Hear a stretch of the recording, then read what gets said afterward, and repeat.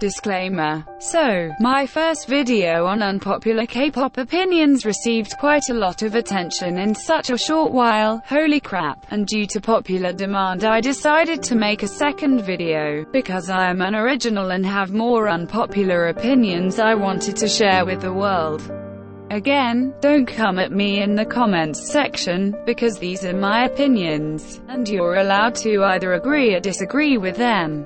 But if you get easily offended, feel free to exit this video. Also, before we begin, I would like to express my gratitude to you all, because I recently hit 2K subscribers. Thank you all so much for making this milestone possible, and I sincerely hope you enjoy this video. Let's spill some tea, shall we?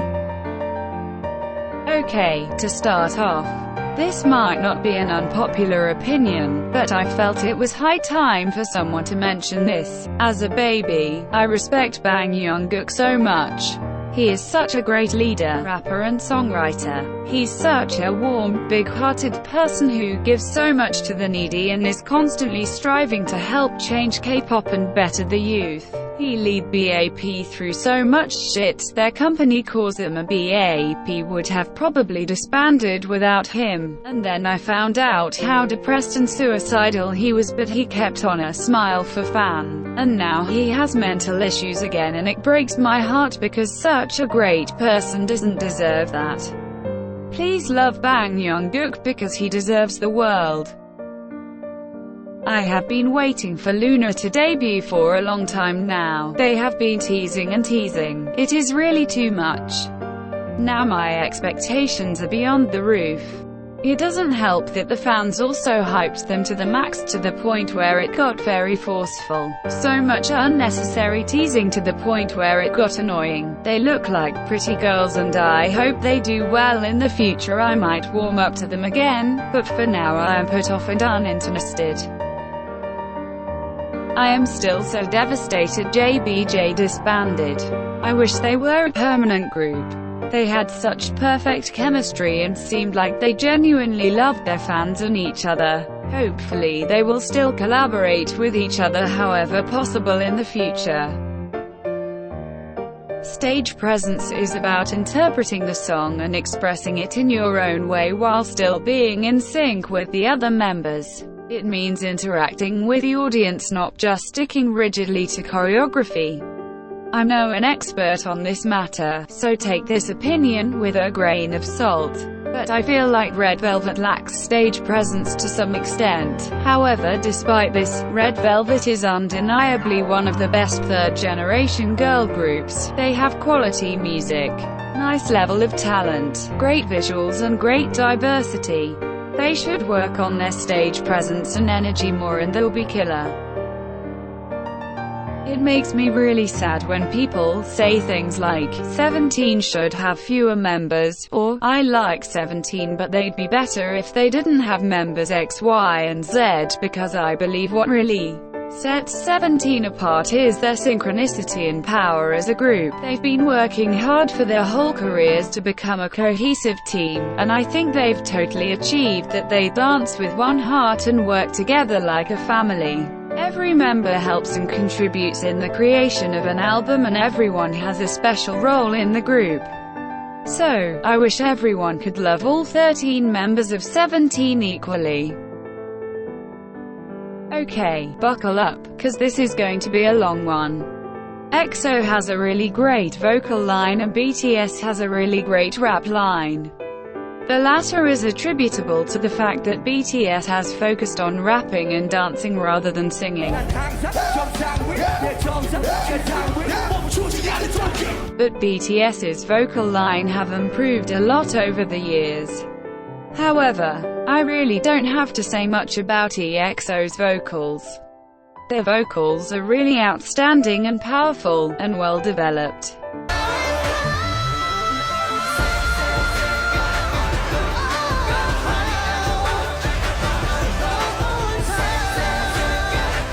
SM Entertainment tends to focus mostly on the singing, which is why EXO has a lot of developed vocals.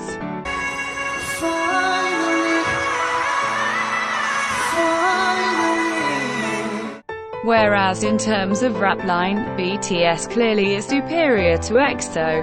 And this doesn't even have to be debated because BTS rap line, Yoongi.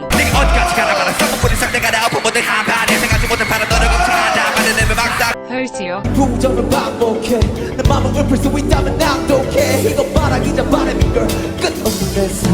Kun Namjoon.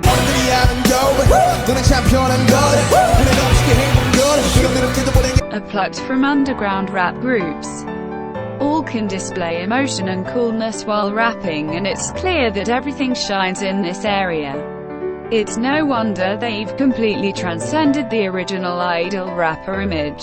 However, I'm not saying EXO's rap line is necessarily bad, because they have been working hard and have improved a lot. But EXO's rap line have been unstable since debut, and SM has always struggled in the past with respected rappers.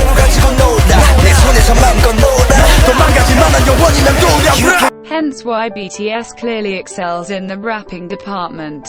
Both groups have their own flaws in certain aspects because not every group is perfect, but that doesn't mean we can't appreciate both groups. I'm really conflicted about I-DLE. This isn't really an unpopular opinion, more like hey, what your thoughts? On one hand, I think it's absolutely ridiculous. Embarrassing for some idols who dislike doing I-DLE but are forced to, and weird that adults act like kids.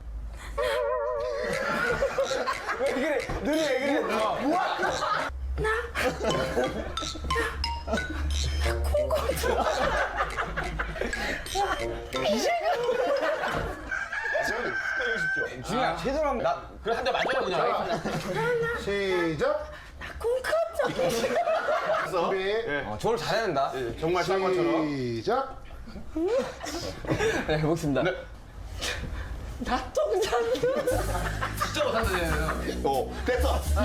I also don't really think that I-DLE is that cute. It seems really forced sometimes. I prefer to like the more natural, funny, cute, weird things that idols do on their own. On the other hand, I also think that I-DLE is just part of Korean culture and that it's just a cultural difference. Just to be clear, I have nothing against I-DLE. Personally, I just find it to be cringe-worthy. Cute concepts are great. Girl crush concepts are great. Sexy concepts are great. Dreamy concepts are great. Innocent concepts are great. Retro concepts are great. All girls concepts are great. As long as they are handled correctly, all concepts can be empowering and strong. G-Friends concept doesn't make them any weaker or less impressive than Blackpink. Blackpink's concept doesn't make them any less empowered than Mamamoo. Get off your high horse and enjoy girls making great music. I think companies are going over the top with albums nowadays. A few years ago they only released one version plus one photo card for each member. Nowadays is plus 3 versions. Up to 8 to 9 photo cards for each member, plus 6 poster versions, etc. I get the appeal of it because hey, it's more content and variety and that's cool I guess, but it's getting excessive and who knows how far they will take it. They're obviously milking their most dedicated fans and encouraging kids to spend a lot of money on this. And it's disheartening to see how far companies are going in order to make more profit.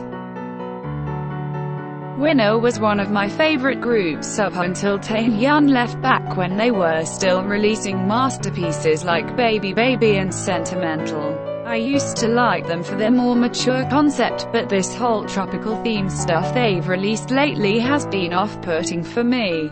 Because it's not a sound I personally prefer listening to in K-pop.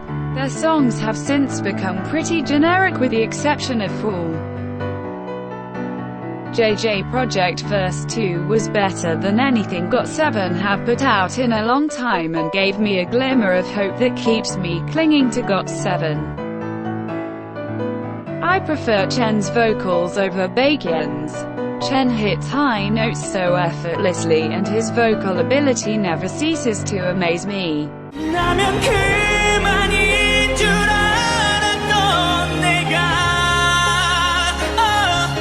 However, Bacon has worked hard for consistency in performance over the years, but subjectively I find Chen the superior vocalist in EXO.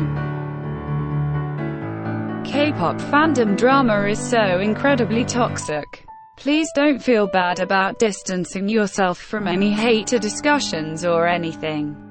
Don't feel like you need to constantly defend your faves. You can't change everyone's minds. Focus on the artists and what made you love them in the first place. Ignore what others have to say.